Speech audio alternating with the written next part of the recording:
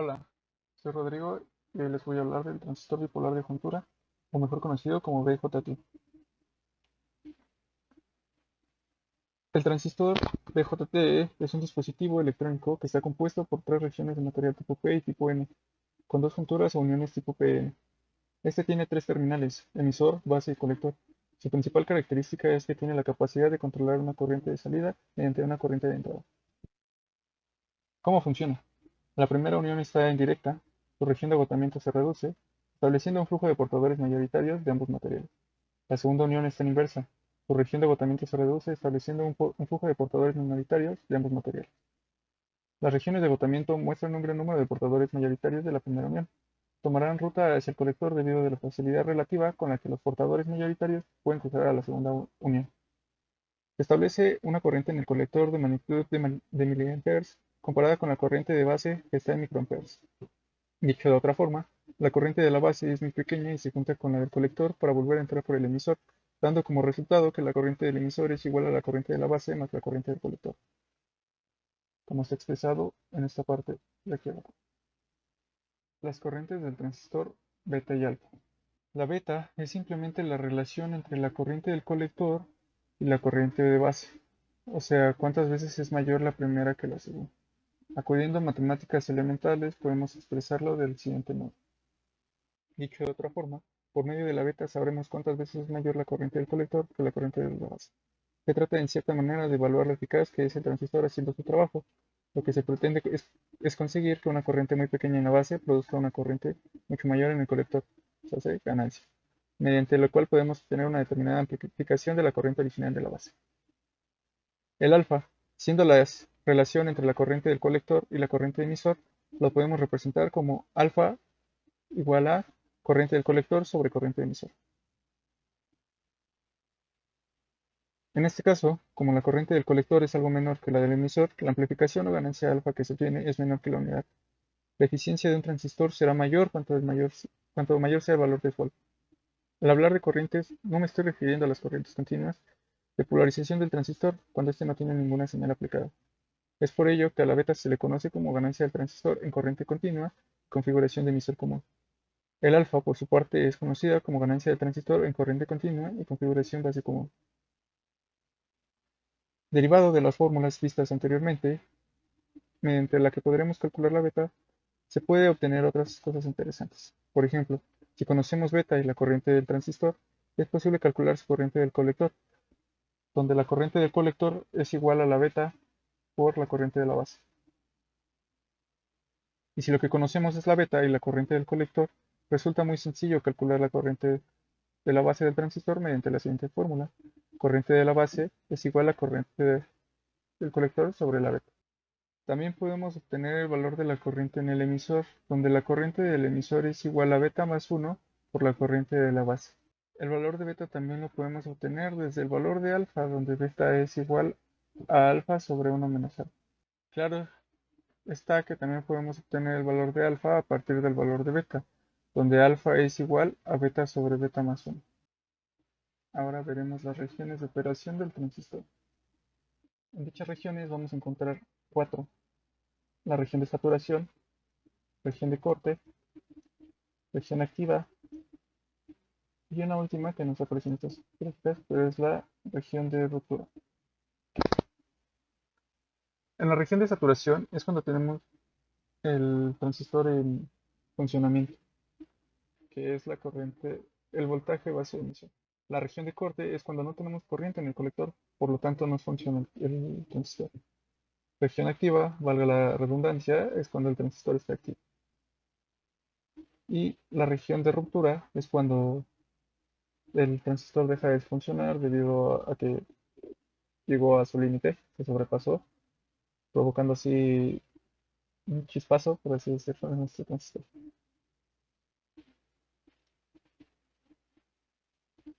Ahora veremos algunos de los tipos de polarización que se encuentran presentes en el reporte, correspondiente al parcial 2 de la materia de dispositivos electrónicos. De cada tipo de polarización solamente presentaré la forma en la que llega a sus ecuaciones, para posteriormente utilizarla en los ejercicios que contemplan este reporte y así no volver a desarrollar las situaciones, sino simplemente sustituir y tener los valores teóricos que posteriormente se van a comprobar con ayuda del simulador de la página de notación. Empecemos por la polarización fija. La polarización fija cuenta con un voltaje VCC, un resistor RB, un resistor RC, conocemos el valor de beta y el valor del voltaje base emisor.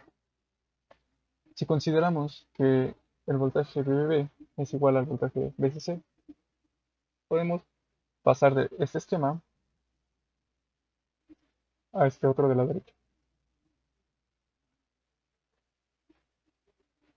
Si establecemos a la malla 1 en sentido horario y con ayuda de las leyes de Kirchhoff, encontramos que VB va a ser igual al voltaje que hay en la resistencia de la base más el voltaje base emisor. Y si contemplamos una malla 2 en sentido antihorario por leyes de Kirchhoff, encontramos que VCC es igual al voltaje en la resistencia del colector más el voltaje colector emisor. De la malla 1 se tiene las ecuaciones anteriormente mencionadas. Desarrollando encontramos que VB es igual a la corriente de la base por el resistor de la base más el voltaje base emisor. De esta ecuación solamente conoceremos, o más bien, solamente no conoceremos la corriente de la base y es la que nos interesa. Por lo tanto, despejando la corriente de la base, tenemos que la corriente de la base es igual al voltaje VB menos el voltaje base emisor sobre el resistor base. Y aquí veo que tengo un error donde esto es así. Si la corriente de la base es igual a 0, entonces el voltaje base emisor es igual a VB. De la malla 2 tenemos que VCC es igual a voltaje en el resistor del colector más voltaje en el colector emisor. Desarrollando, encontramos que VCC es igual a la corriente del colector por la resistencia del colector más el voltaje colector emisor. Si despejamos a la corriente del colector, encontramos nuevamente mi error, donde la corriente del colector es igual a el voltaje del colector menos el voltaje colector emisor sobre la resistencia del colector.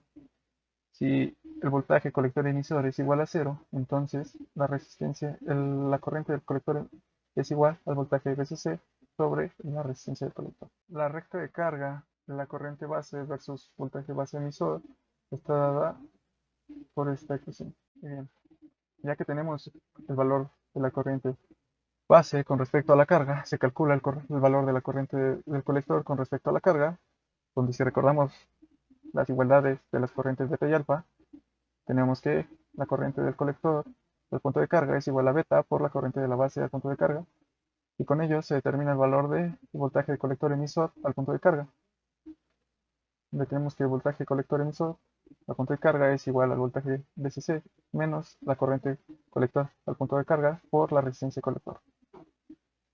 Y la recta de carga corriente colector versus corriente colector emisor está dada por esta ecuación.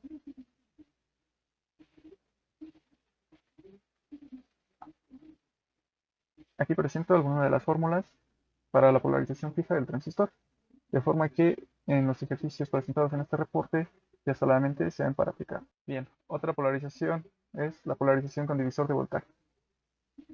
En esta polarización de divisor de voltaje contamos con 4 resistores, mejor dicho, un voltaje VCC, el valor de beta y el voltaje base emisor. Si aplicamos teorema de Thevenin en este punto, encontramos que la resistencia de Thevenin es el paralelo de la resistencia R1 y la resistencia R2, mejor dicho, resistor. Y el voltaje de Thevenin es igual al resistor 2 sobre R1, sobre el resistor R1, perdón, más el resistor R2, multiplicado por el voltaje VCC, donde para hacer el análisis vamos a encontrar nuevamente el diagrama utilizado anteriormente. Es por ello que RB va a ser igual al resistor de Thevenin, a la resistencia de Thevenin, y VBB va a ser igual al voltaje de Thevenin. Aquí, como vemos, en este caso sí es un resistor en el emisor, por lo tanto la figura es errónea, para contemplarlo. Y de la malla 1 anteriormente encontramos, encontramos que por leyes de Kirchhoff, el voltaje de la base va a ser igual al voltaje en la resistencia base más el voltaje base emisor más el voltaje en el resistor emisor, donde por igualdades encontramos que la corriente en el emisor es igual a beta más 1 por resistor emisor. Continuamos. En la malla 2 encontramos que el voltaje VCC es igual al voltaje en el resistor colector más el voltaje colector emisor más el voltaje resistor emisor. Desarrollando tenemos lo siguiente, considerando que la corriente del colector es aproximadamente igual a la corriente del emisor, tenemos la siguiente igualdad. Despejando la corriente del colector, hallamos la igualdad que es la corriente del colector es igual a VCC menos voltaje colector emisor sobre el resistor colector más el resistor emisor. Si la corriente del colector es igual a 0, entonces el voltaje colector emisor es igual a VCC. Si el voltaje colector emisor es igual a 0, entonces la corriente colector es igual a VCC sobre la resistencia colector más la resistencia emisor. Con ello de esta ecuación encontramos la recta de carga, corriente base versus base emisor, voltaje base emisor. Continuando, nuevamente hemos obtenido el valor de la corriente base al punto de carga. Con ello se calcula la corriente colector al punto de carga y la corriente emisor al punto de carga. Son las siguientes dos fórmulas obtenidas anteriormente en la parte de corrientes del transistor beta y alfa. Con ello se determina que el voltaje del colector emisor al punto de carga es igual a VCC menos la corriente C por la resistencia C menos la corriente E por la resistencia E. Con ello obtenemos la ecuación para la recta de carga, corriente de carga versus voltaje colector emisor. Aquí presento algunas de las fórmulas de la polarización por divisor de voltaje del transistor. Ya hemos justificado el desarrollo y con ello puedo utilizarlas en el desarrollo y la obtención de los resultados teóricos en la práctica, incluidos en este reporte. Ahora tenemos el análisis en corriente continua. En este caso en particular hablaré del análisis para el circuito cuando se tiene una polarización en corriente directa por divisor de voltaje, donde el transistor va a ser sustituido en corriente continua por el modelo pi, donde vamos a tener una resistencia Rpi, un voltaje pi, la transitancia Gm por el voltaje pi. Vamos a tener el paralelo de la resistencia R1 con R2 y el paralelo de la resistencia colector con la resistencia de la carga. Si aplicamos teorema de Thevenin desde este punto, vamos a encontrar a la resistencia de Thevenin. La resistencia de Thevenin va a ser igual, al paralelo de la resistencia base con la resistencia de entrada. Y el voltaje de Thevenin va a ser igual a la resistencia de la base sobre la resistencia de la entrada más la resistencia de la base por BI. Continuando, tenemos las ecuaciones anteriormente descritas. La resistencia de Thevenin, en este caso tengo RC por coincidir con el de la práctica, la resistencia R' de carga y el voltaje de Thevenin. Dicho voltaje de Thevenin es despejado al voltaje de entrada, quedándonos así la relación voltaje de Thevenin sobre voltaje de entrada es igual a la resistencia base sobre la resistencia de entrada más la resistencia de base. Con leyes de Kirchhoff podemos encontrar que el voltaje de Thevenin es igual a la corriente de la base por la resistencia de Thevenin más el voltaje pi, donde recordamos que con corriente de la base es igual a voltaje de pi sobre Rpi, sustituyendo en la ecuación anterior, tenemos que el voltaje de Thevenin es igual al voltaje de pi sobre Rpi por la resistencia de Thevenin más el voltaje pi. Si despejamos al voltaje de pi, tenemos que voltaje de Thevenin sobre voltaje de pi igual a R resistencia de Thevenin sobre R, la resistencia pi más 1. Ahora hallamos su inverso, quedándonos que la voltaje de pi sobre el voltaje de Thevenin es el inverso del voltaje de Thevenin sobre voltaje de pi. Continuando, para el voltaje de salida, tenemos que el voltaje de salida es igual al voltaje que pasa por la resistencia prima de carga, el cual es voltaje de salida igual a la corriente del colector por la resistencia prima de carga, con la corriente del colector igual a Gm por el voltaje de pi. Despejando el voltaje de pi, tenemos que es igual el voltaje de salida sobre el voltaje pi igual a menos Gm por la resistencia de carga prima. Recordamos que la ganancia de voltaje,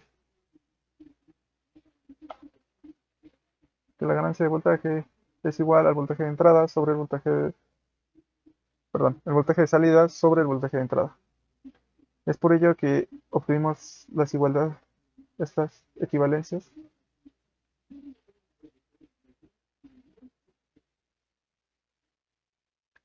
Y ahora y ahora muestro las fórmulas para el análisis de corriente continua.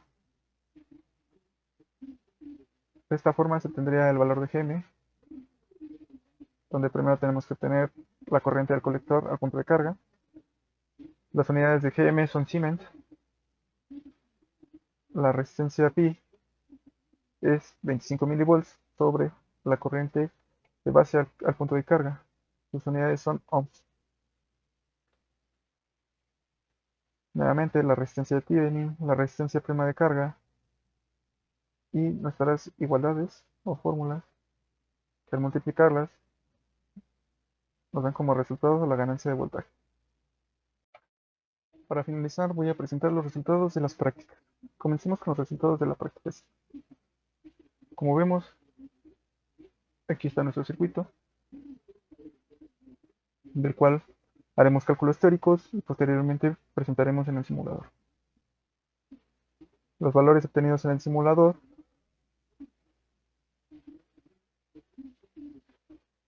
concuerdan o son próximos a los resultados teóricos. Varían por unas cuantas décimas, pero se puede considerar que son iguales, debido a que la diferencia no es significativa.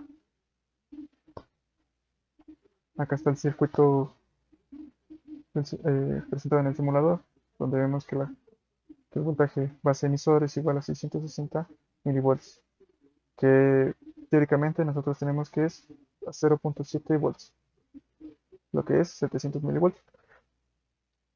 Y teóricamente los puntos de carga están en 6.4464 volts, 2.128 mA con una beta de 100. Y en el simulador obtenemos que el punto de carga está en 6.47 volts, 2.10 mA. Por lo que no hay un cambio demasiado grande, entonces nuestros resultados teóricos concuerdan con nuestros resultados obtenidos en el simulador. Ahora, si bien la beta es igual a 200, tenemos el mismo resultado. El punto de carga teórico concuerda con el punto de carga numérico obtenido en el simulador. Aquí están los circuitos en el simulador con beta de 100 y beta de 200. Ahora tenemos en la práctica 6, tenemos un circuito en polarización por divisor de voltaje, donde tenemos que los valores discrepan de los teóricos. Teóricamente deberíamos de tener una corriente en el colector de 0.9 mA o 0.915 mA, mientras que en el simulador obtenemos que la corriente en el colector es igual a 0.72 mA. Por lo tanto, en el voltaje colector emisor al punto de carga también va a discrepar o discrepó con los valores numéricos con respecto a los valores teóricos. Esto puede ser debido al modelo matemático que utiliza el simulador. Puede ser un análisis más complejo, un modelo matemático más complejo que el utilizado en este desarrollo. Aquí vemos el circuito en el simulador con las puntas para obtener los valores de la corriente colector-emisor y voltaje colector-emisor. Bien, ese es el circuito de la práctica 7, donde si los capacitores están en cortocircuito, lo que nos queda en el centro es un circuito de polarización por divisor de voltaje. Anteriormente ya expliqué la forma de calcular los valores, donde encontramos valores teóricos de la corriente base colector es igual a 0.00245 miliamperes. La corriente colector es de 0.245 miliamperes. La transductancia es de 0.00980 Siemens. La resistencia pi es de 10.2 kiloohms. La resistencia Thevenin es de 0.99 kiloohms.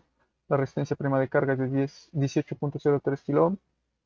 Y por medio de la fórmula obtenida anteriormente, la ganancia de voltaje es igual a 159, aproximadamente 160, casi igual a 160.